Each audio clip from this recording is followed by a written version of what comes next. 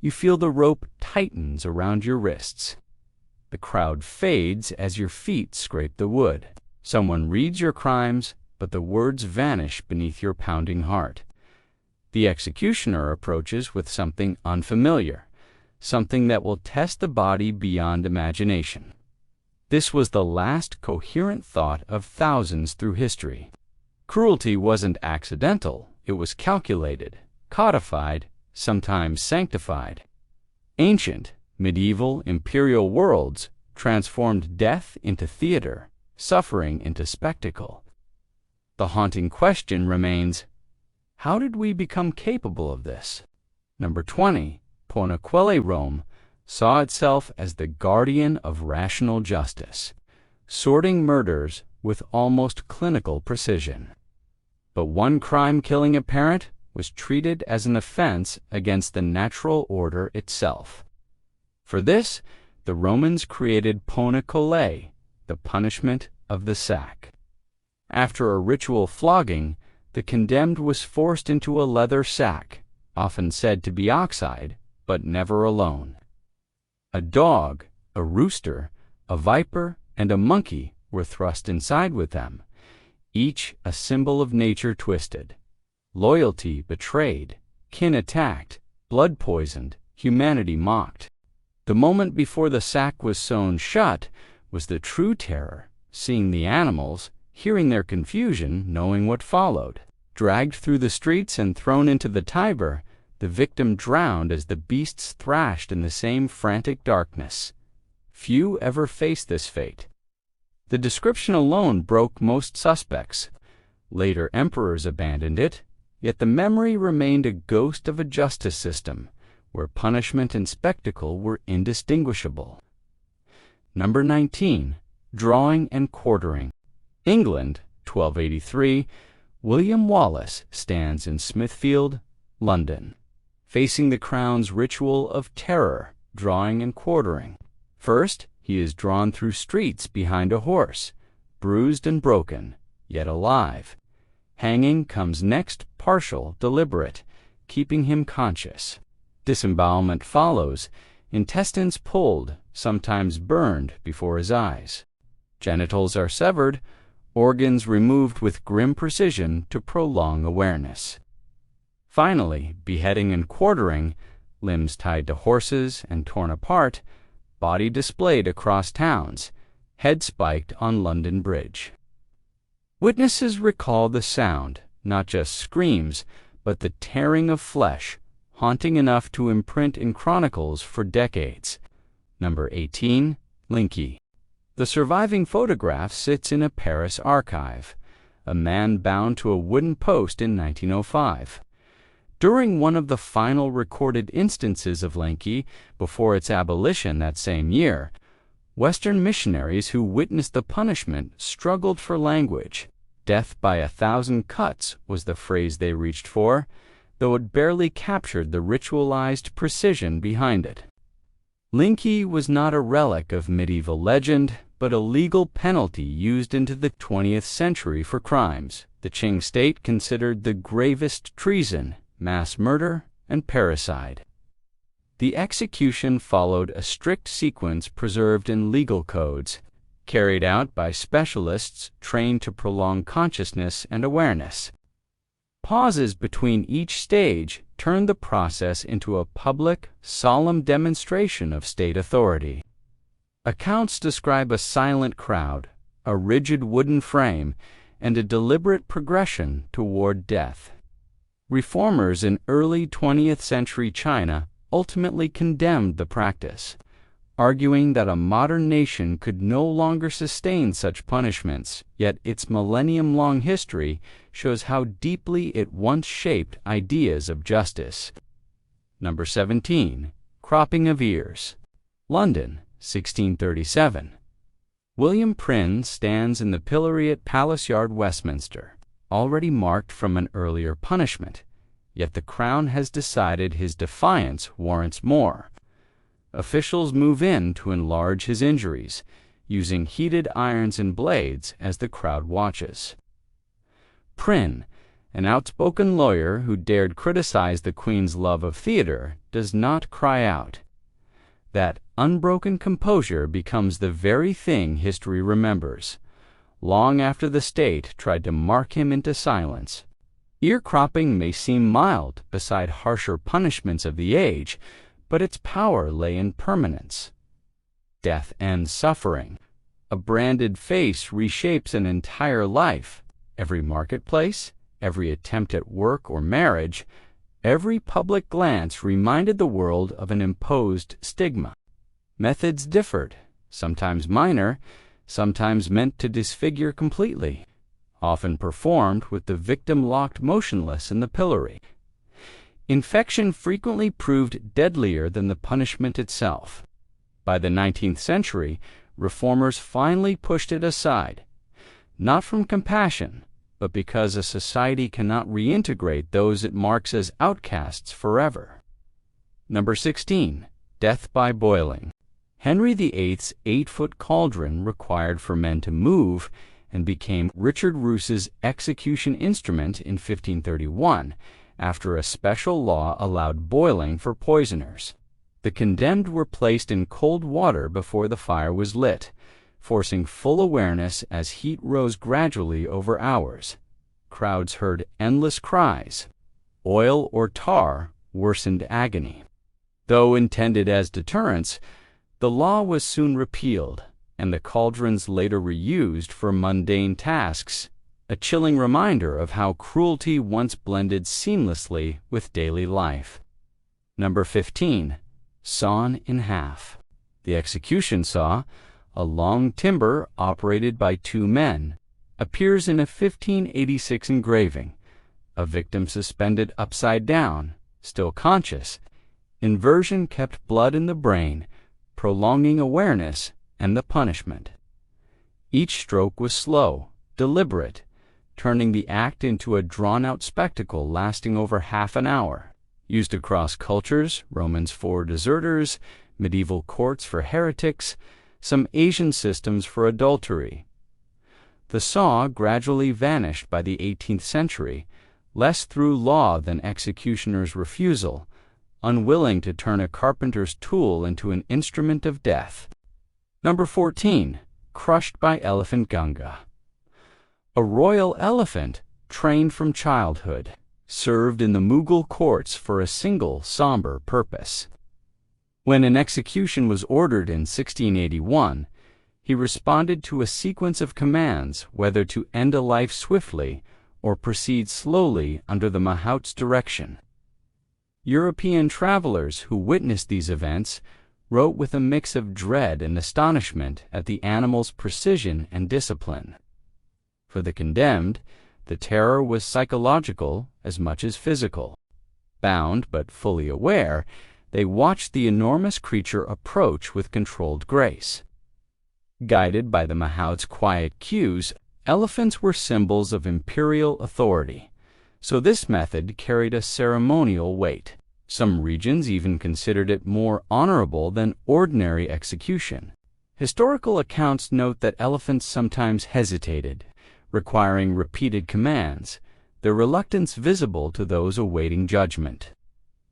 British colonial records into the 19th century describe cases where executions were repeated when an elephant refused. By the early 20th century, the practice faded, though traces and stories survive in local memory across parts of India and Southeast Asia. Sicily, 560 BCE, the metalsmith Perillos presents his masterpiece to King Phalaris, a life-sized hollow bronze bull fitted with pipes that would transform a victim's cries into the bellowing of an enraged animal. Perillos proudly explains the mechanism. Expecting praise, Phalaris listens, then calmly instructs him to climb inside and demonstrate it himself.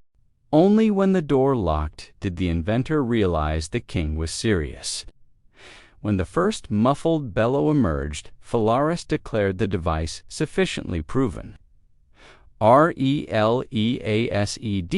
Perillos then ordered him executed anyway, unwilling to let an artist of cruelty live. The bull soon became Phalaris's signature punishment. Its acoustics distorted sound, turning suffering into spectacle and stripping the condemned of their humanity. When Sicilians eventually overthrew Phalaris, they condemned him to the very device he had championed, a symbolic reversal embraced with fervor. The bull was later placed in a temple as a warning against tyranny, its reputation echoing through centuries and inspiring later imitations, though few originals survived. Number 12. Vestal Virgins Rome, 214 BCE.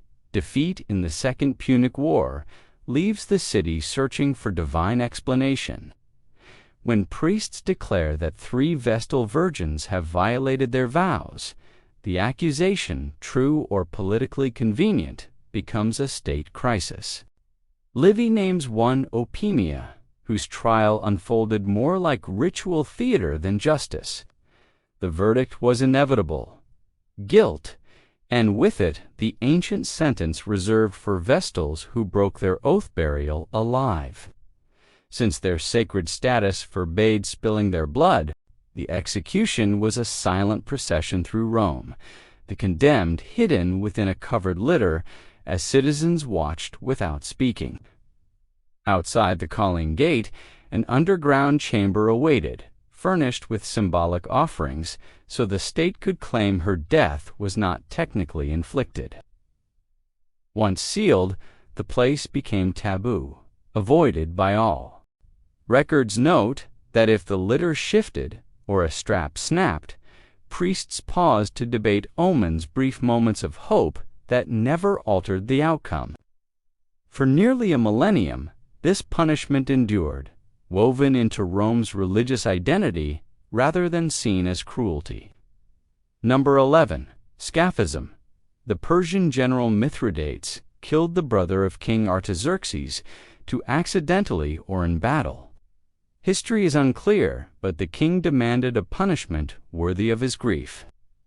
Greek historian Plutarch, drawing on Ctesias, describes an execution so elaborate it has haunted readers for centuries.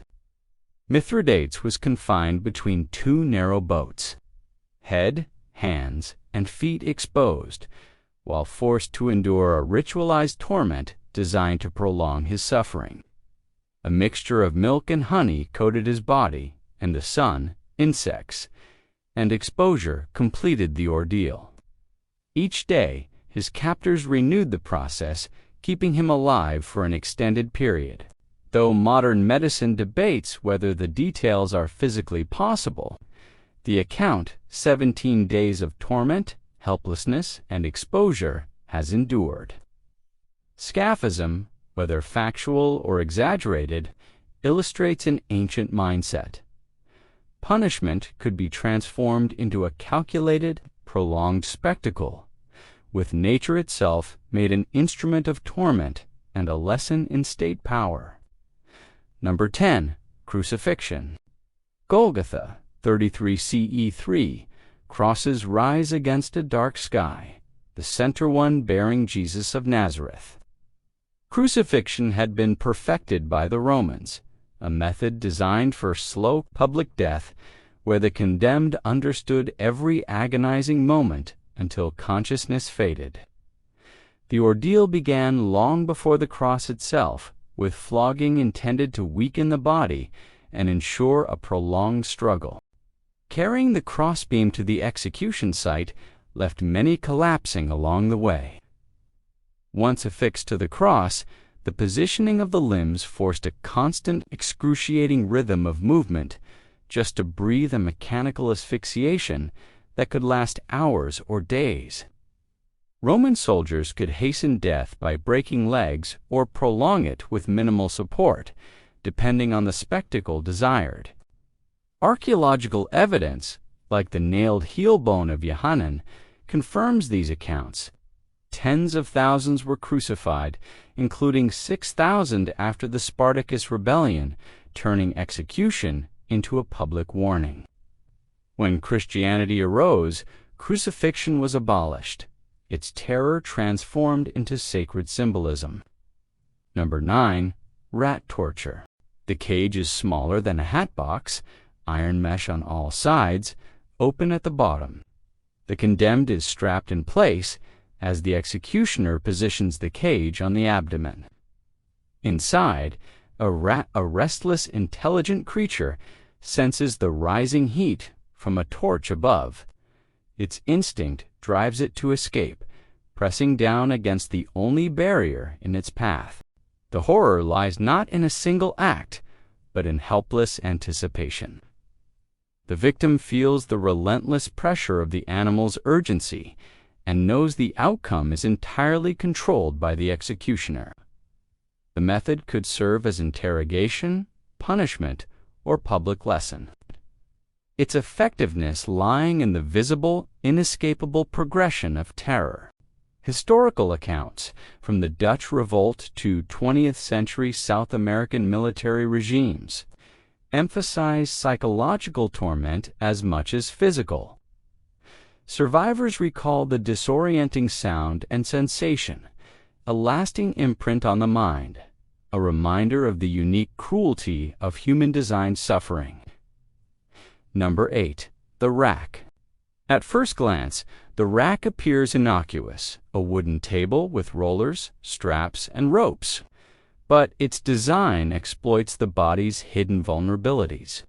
Victims are secured, wrists and ankles bound, and the rollers turn slowly.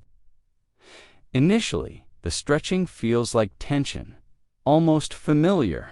Each turn increases strain, joints and muscles resisting the progressive pull. Pain builds gradually, relentless, while the body is extended beyond its natural limits. The brilliance and horror of the rack lies in its patience. No single movement is unbearable, yet the cumulative effect is devastating. Breathing becomes difficult, posture unnatural, limbs strained. Victims can be forced into positions that leave them permanently altered, their bodies reminders of what was endured. The psychological torment rivals the physical. Every turn signals further agony, a predictable, inescapable countdown. Records from the Tower of London recount victims whose suffering extended beyond the rack, their minds and bodies marked long after, proving the device was as much a tool of terror as of torture. Number 7. The Dutch East India Company ship rocked gently in the harbor. Its crew assembled on deck as Peter, a sailor accused of theft, was brought forward in chains. His punishment, keel hauling. 2 ropes were prepared, one under the keel, the other as a safety line. Stripped and secured, Peter was dragged beneath the ship, forced along the barnacle-encrusted hull. The process was slow, deliberate, designed to terrify as much as punish. Every moment underwater brought panic, exhaustion, and helplessness, while the curvature of the ship ensured he could not avoid the relentless ordeal. When he finally emerged, he was physically and mentally broken. Even survivors faced lingering trauma. Keel hauling was as much a spectacle as a sentence, a lesson in obedience for the crew, and a demonstration of maritime law's uncompromising authority. By the 19th century, keel hauling was formally abolished, though its reputation endured a symbol of the ocean's merciless discipline. Number 6. Breaking wheel. France, 1757. Robert Francois Damiens attempted to assassinate King Louis XV, and his execution was meant to be unforgettable. The breaking wheel reduced the body to shattered segments, while consciousness endured. Stretched across a wooden frame, limbs tied to spokes, the condemned endured methodical strikes with a heavy iron bar. Fingers, toes, arms, legs, ribs, pelvis, every blow calculated to destroy, yet prolong awareness. Internal bleeding and broken bones accumulated as life persisted. Sometimes shattered limbs were threaded through the wheel, hoisted upright for public display. Thousands suffered this across Europe for centuries. The tools are gone, but the capacity for cruelty endures. Number 5. Impalement Wallachia, 1462. A Turkish ambassador rides toward Targovekt, expecting diplomacy, but halts at a horrifying sight. Thousands impaled, arranged in endless circles, some dead, some alive. Vlad III, the impaler, has turned the forest into a monument of terror. The ambassador flees, reporting to Sultan Mehmed, "We cannot conquer a land ruled by such a devil."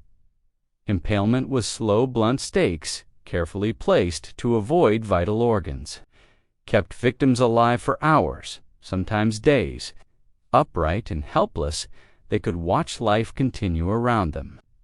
Geometric patterns of bodies served as psychological warfare, warning all who dared oppose Vlad. Number 4. Blood Eagle, Viking Age, 867 CE, King Gla of Northumbria. Infamous for killing Ragnar Lothbrok, allegedly faced the Blood Eagle at the hands of Ragnar's son, Ivar the Boneless. Sagas describe the victim laid face down, deep spinal incisions, ribs severed from vertebrae and pulled outward like wings. Lungs collapsed, vessels severed. Death came swiftly, yet the ritual's precision suggests ritualistic artistry. Modern scholars debate its reality, symbolic, post-mortem, or metaphorical. Forensic studies suggest survival was impossible. Whether historical or imagined, the Blood Eagle endures. A grim testament to humanity's fascination with cruelty, lying hauntingly between fact and myth. Number 3. Molten Gold, 53 BCE, Parthia Marcus Licinius Crassus, Rome's richest man, fell after Carrhae's disaster. Captured, his punishment was cruelly symbolic. Molten gold poured down his throat. At over 164 degrees Celsius, the metal instantly seared saliva, tongue, and soft tissue. Restrained mouth, forced open, gold flowed down his esophagus, burning toward the stomach, causing catastrophic internal damage. Death likely came from shock within minutes, though suffocation, internal bleeding, or sepsis could follow. History records similar executions. Mithridates VI, Spanish conquistadors. Across cultures, molten gold punished greed with lethal artistry. Crassus's death became both cautionary tale and enduring symbol, wealth devouring the avaricious from within. Number 2. Flaying. Nineveh, 2,700 years ago. King Ashurnasirpal II commissioned carvings showing men spread-eagled, skin-peeled from their bodies. Flaying, removing human skin, appeared across civilizations: Assyrians, Aztecs, medieval Europe, China. Victims were restrained as sharp blades separated skin from muscle, starting at hands, scalp, or torso. Pain was extreme skin. Medically fully flayed humans could survive hours if infection or shock didn't intervene. Without skin, the body rapidly lost fluids and heat. Skins were displayed as propaganda or grotesque spectacles.